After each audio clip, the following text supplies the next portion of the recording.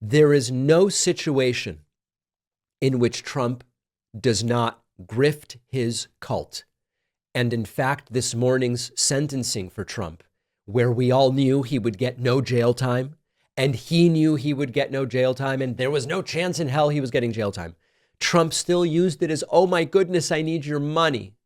Trump sent out a fundraising email called All Hell Breaks Loose Today, where Donald Trump said, I'm being sentenced today just so they can label me a felon before I'm sworn in. Do you think it's a coincidence my inauguration is just days away?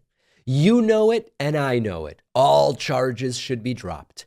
Legal pundits agree. Legal scholars agree. Plain and simple, this is an attack on their political opponent, me.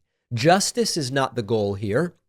This unlawful witch hunt is only meant to obstruct the presidential transition process. We can't let that happen if we want to save America when I triumphantly return to office. And then, of course, we have all of the various pleas and requests down below. This is just Trump grifting his cult.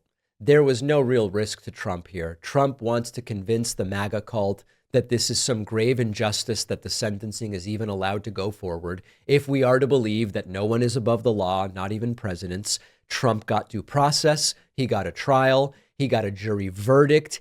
The only thing really that's unusual here is all of the special treatment that Donald Trump got. Remember, during the trial, being allowed to flout the gag orders time and time and time again with, I'm going to warn you again, I might do something if you do this again or again or again or again. Okay, Trump got an unconditional discharge, which most people, if convicted on 34 felony counts of falsifying business records, would not get. So as usual, Trump is playing the ultimate victim.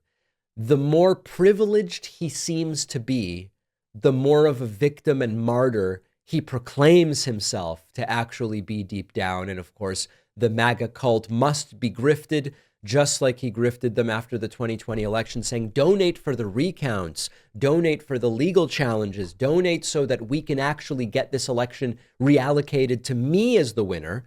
And then in the fine print, it's 50 cents of every dollar, 70 cents of every dollar are going to go not to these legal challenges, but they're actually going to very quietly go to pay off Trump's campaign debts and be used for other things. If there's anything you can set your clock to, it's that Trump will say he's really the victim and that he will attempt to grift his followers, and both are exactly what he did.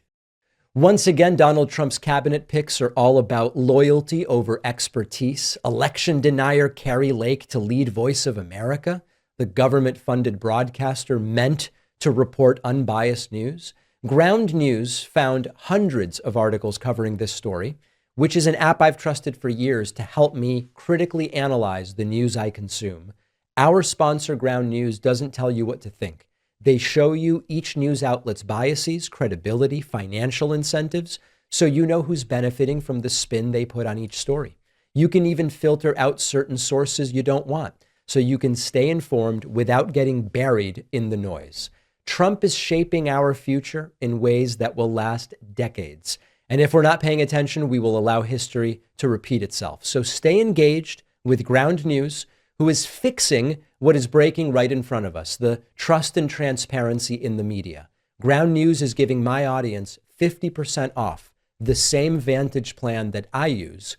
Go to ground.news/Pacman.